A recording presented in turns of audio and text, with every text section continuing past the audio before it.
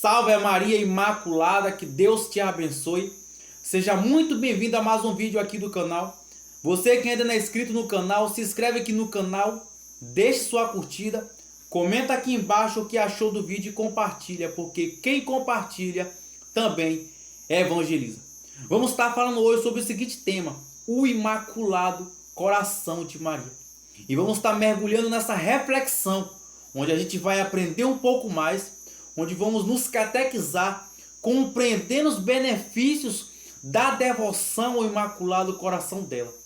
Nós vamos entender um pouco mais sobre o Imaculado Coração dela, onde podemos aumentar nossa devoção de amor a ela. E por que nós vamos a Maria? Por que nós temos esse amor à Virgem Maria? Porque foi através dela que veio ao nosso Senhor Jesus. Nós a chamamos de Nossa Senhora porque ela é a mãe do nosso Senhor. Nós a chamamos de Nossa Rainha porque ela é a mãe do nosso Rei. Nós a chamamos de mãe porque ele é o nosso Pai. Nós vamos a Maria porque Maria foi escolhida por Deus para trazer seu Filho Jesus, o Verbo encarnado. Aquilo que narra o Evangelho de São João, capítulo 1, versículo 14. E o Verbo se fez carne e habitou entre nós. E onde foi que o Verbo se fez carne? No ventre da Virgem Maria. Santo Afonso Maria de Ligório ia falar: quem de nós foi capaz de escolher a sua mãe? Nenhum ser humano foi capaz de escolher a sua mãe. É impossível que uma pessoa escolha a sua mãe. Somente Deus foi aquele que escolheu a sua mãe. E ele olhou para a terra e ele escolheu Nossa Senhora. Ele escolheu Maria por mãe. Tal foi a dignidade que Deus viu por essa mulher. Então, assim, que Jesus escolheu ela para ser por mãe. Nós olhamos para a Sagrada Escritura ali em Colossenses, no capítulo 1, no versículo 18, vai dizer o apóstolo São Paulo que Cristo é a cabeça do corpo que é a igreja. Se Cristo é o cabeça, o corpo é a igreja. Nossa Senhora, que é a mãe da igreja, Cristo, que é o cabeça da igreja, a Virgem Maria, que é a mãe do cabeça, que é Jesus, também é mãe do membro da igreja, que somos nós, pois nós somos o corpo da igreja. Nós somos igreja, o corpo de Deus, a casa de Deus, o templo do Espírito Santo de Deus.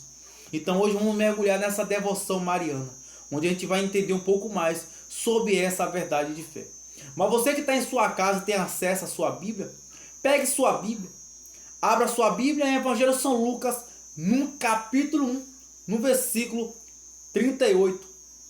Evangelho de São Lucas, no capítulo 1, no versículo 38, que vai dizer assim: então disse Maria: eis aqui a serva do Senhor, faça em mim segundo a vossa palavra.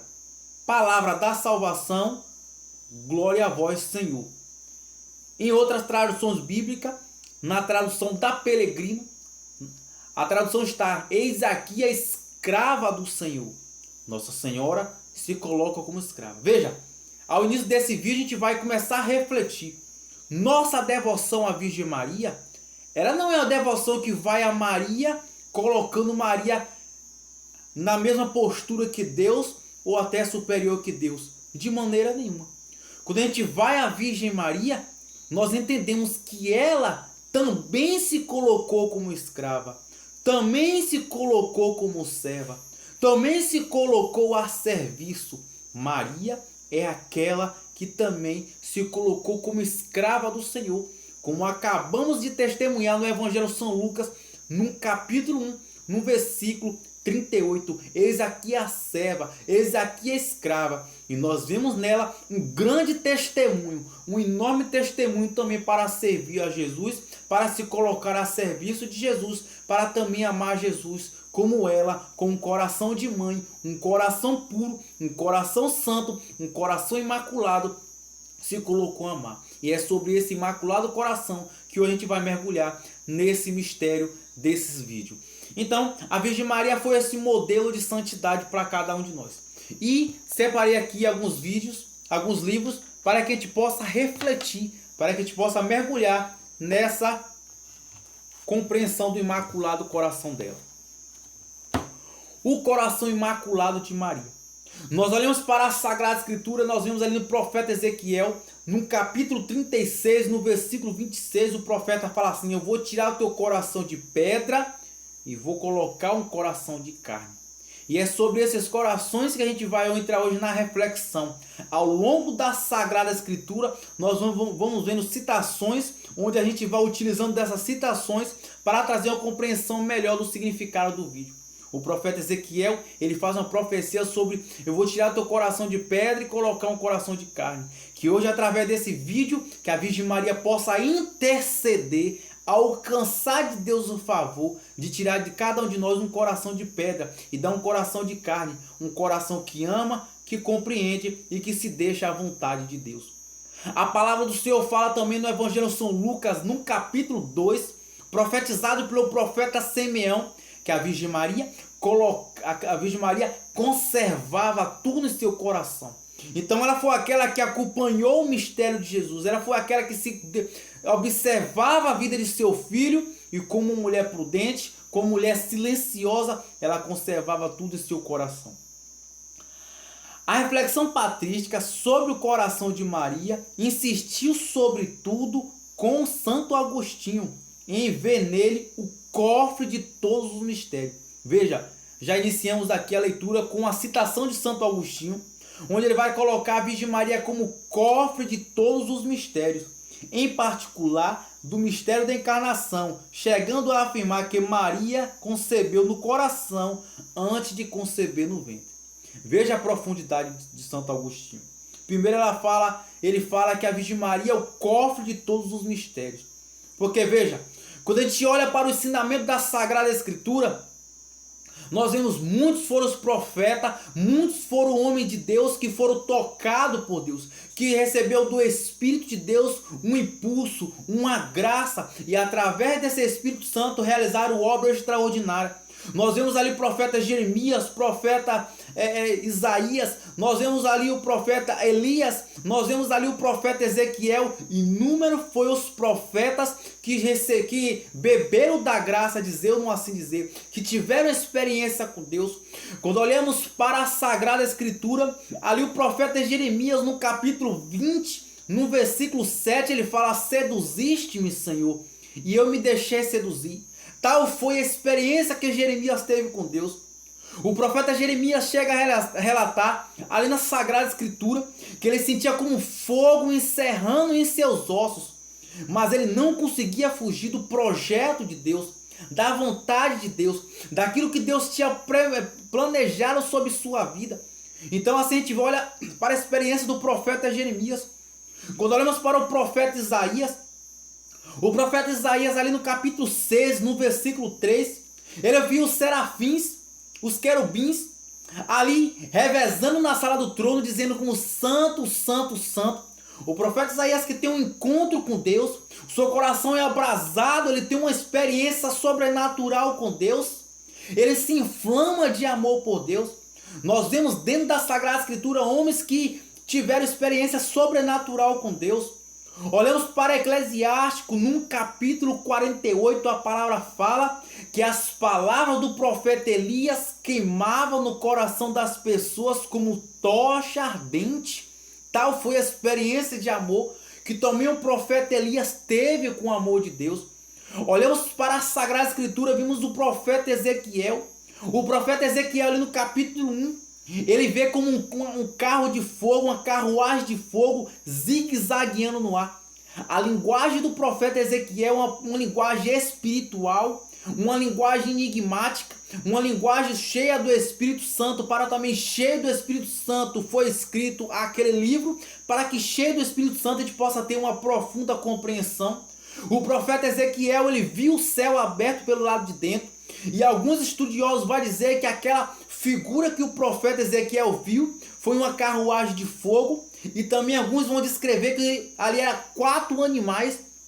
Também dando um exemplo dos 4 evangelhos. Aqueles 4 animais que o profeta Ezequiel viu, ele fazia como uma montaria. Eram os anjos tronos, os donos da hierarquia tronos, ali carregando a Deus. E essa foi uma enorme experiência que o profeta também teve com Deus.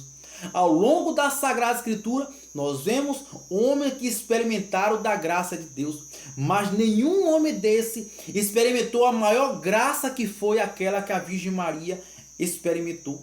Nós vemos ali no livro do Apocalipse, no finalzinho do capítulo 11, que diz: abriu-se a arca do testamento.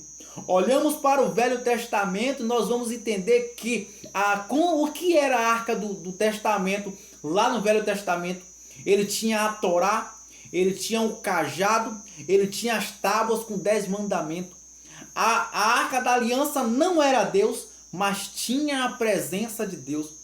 Mas aqui no livro do Apocalipse, descrito por São João na ilha de Patmos, num período onde a igreja sofria perseguição, nós vemos que abriu a arca do Novo Testamento. Agora a arca do Novo Testamento não carrega algo que contenha a presença de Deus, mas a arca do Novo Testamento é a Virgem Maria, e ela carrega o próprio Deus, o menino Deus encarnado no seu ventre.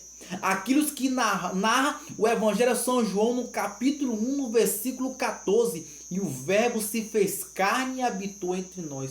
A Virgem Maria não é Deus, ela não se iguala com Deus. Em Lucas, Evangelho de São Lucas, capítulo 1, versículo 38, ela se coloca como serva de Deus, como escrava de Deus, mas ela foi escolhida por Deus para trazer o Deus à terra. Ela não é a salvação, mas por meio dela veio Jesus, a salvação da humanidade.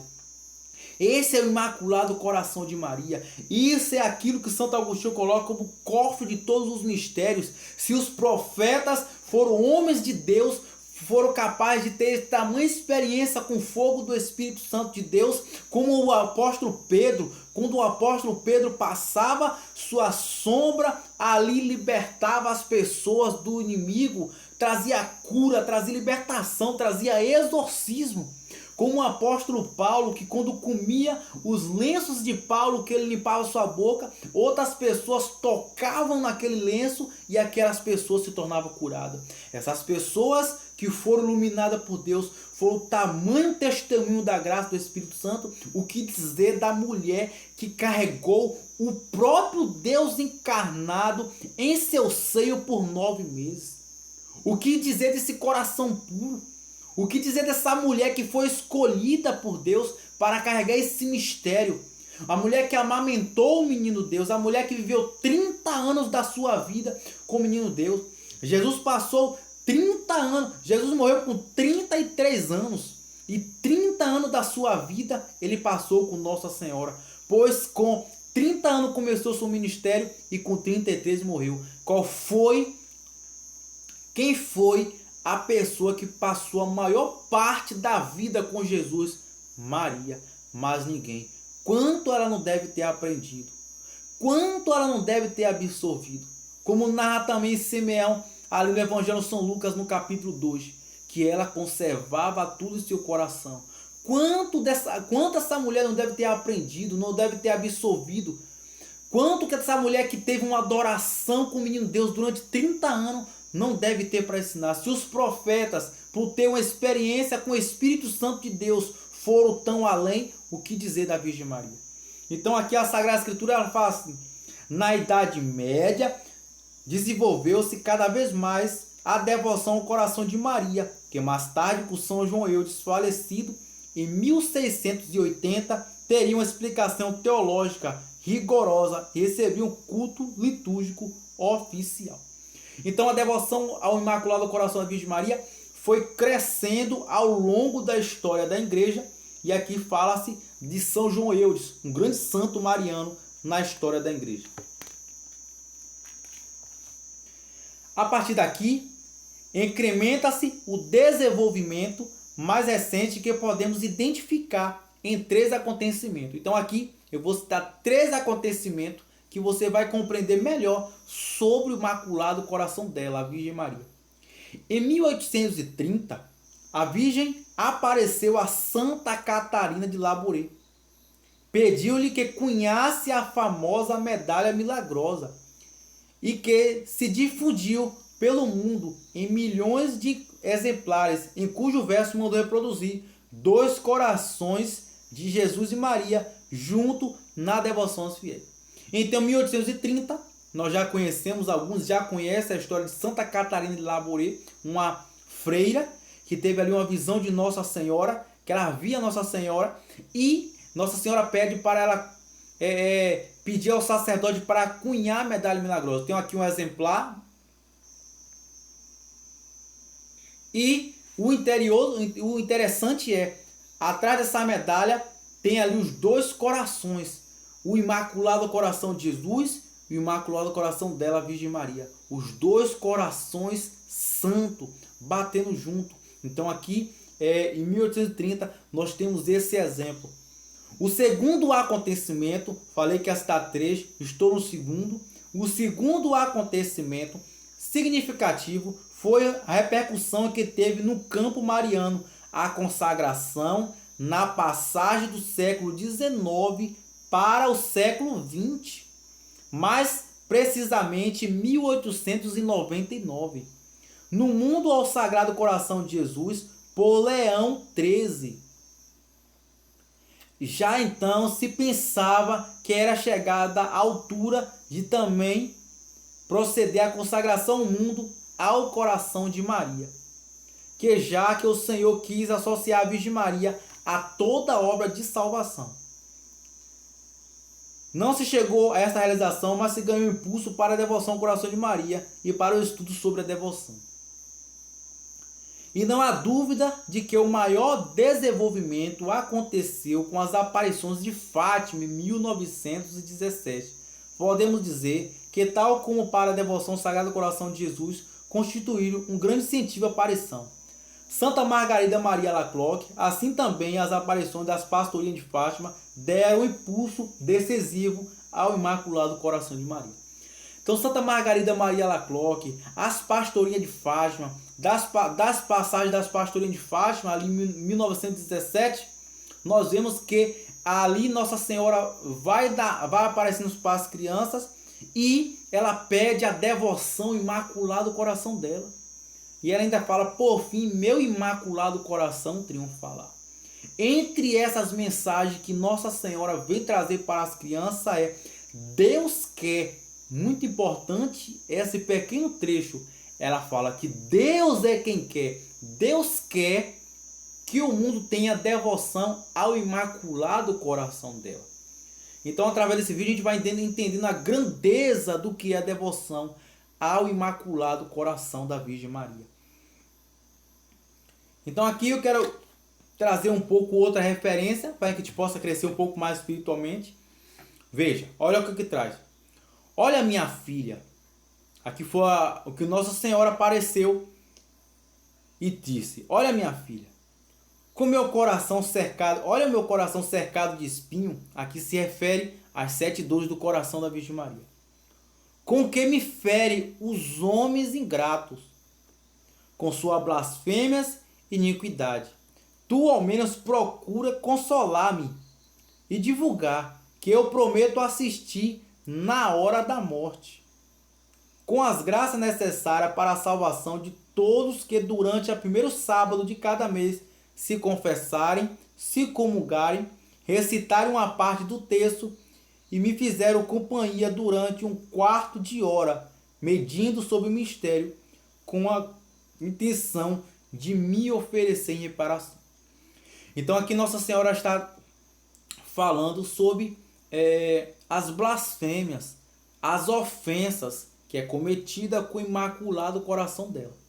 Então Nossa Senhora propôs isso. Olha, minha filha, meu coração cercado de espinhos. Então os espinhos da qual está o coração de Nossa Senhora, dessa aparição das 7 dores de Nossa Senhora, dos espinhos do coração de Nossa Senhora, ela traz ali aquela devoção dos 5 primeiros sábados do ano, participar da Santa Missa, como ela fala aqui. Tu ao menos procura consolar-me, divulgar que eu prometo assistir na hora da morte. Então, para que melhor? A morte é uma certeza que todos nós temos e Nossa Senhora promete para aquele que participar das primeiras 5 sexta-feira, Olha, minha filha, meu coração concede secar o espinho que tu me fere, eu me ingrato com a blasfêmia de iniquidade. Tu, ao menos, procura consolar-me, divulgar. Eu prometo assistir na hora da morte e as graças necessárias à salvação. Se os primeiros sábados,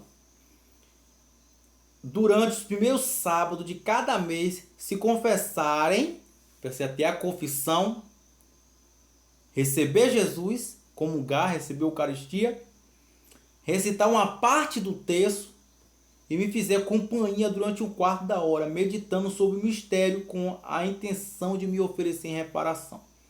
Aí eu vou trazer outra informação importante.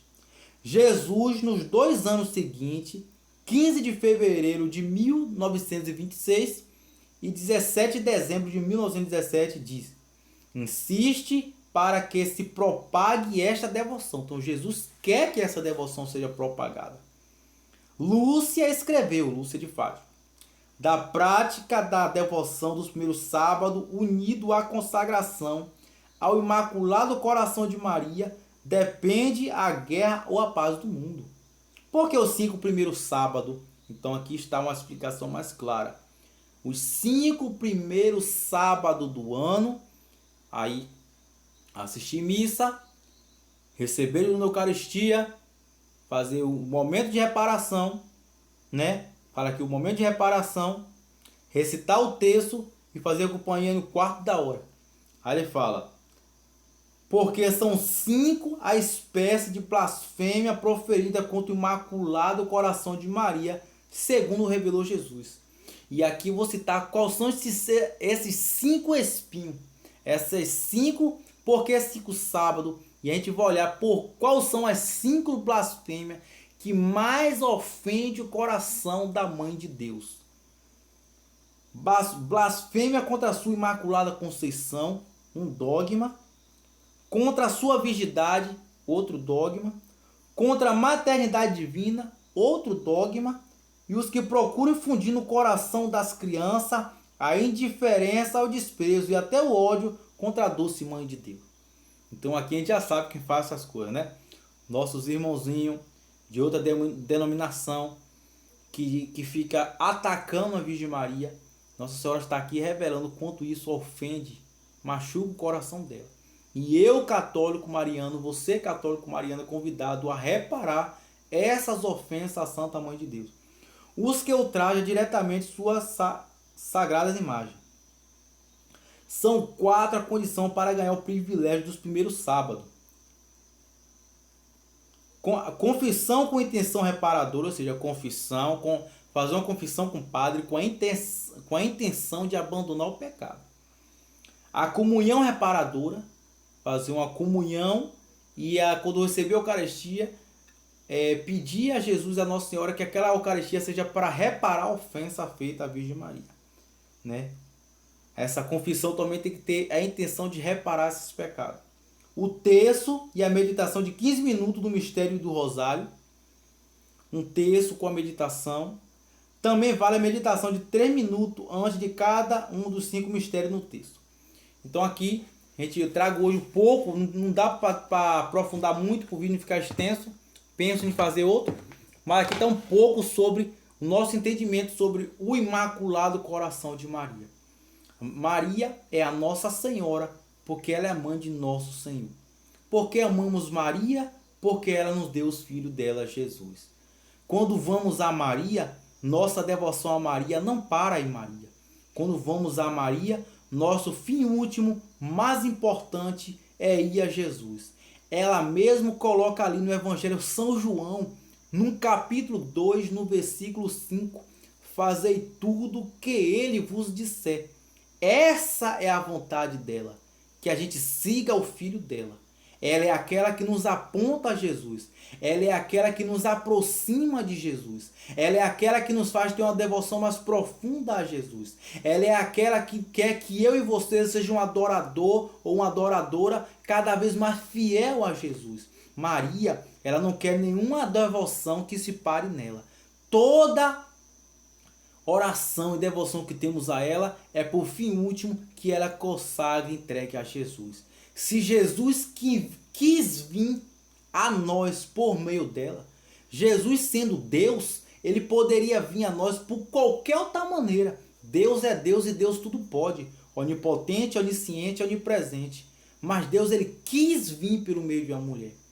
Ele quis. Santo Afonso de Ligório vai dizer: quem de nós for capaz de escolher sua mãe? Ninguém. Deus quis escolhê-la como mãe. Se Deus quis que vinha a nós por meio dela, quem somos nós, ingrato, pequeno, miseráveis, pecadores, que não devemos reconhecer que devemos ir a Jesus por meio dela? Essa é a vontade de Deus. Lembra do Evangelho de São João, no capítulo 19, versículo 25, no versículo 26? João prefigura a humanidade. Deus Pai, Deus Filho, Jesus, entregou Maria como mãe da humanidade. Filho, eis aí tua mãe, mãe, eis aí teu filho. Então, nós devemos amar cada vez mais Nossa Senhora e pedir a ela para que aumente nosso amor a Jesus, nosso fervor a Jesus. Salve Maria Imaculada, que Deus te abençoe. Se você ficou até aqui, deixe sua curtida, comenta o que achou do vídeo e compartilha para que mais pessoas possam ter acesso ao Imaculado Coração de Maria. Salve Maria Imaculada, que Deus te abençoe.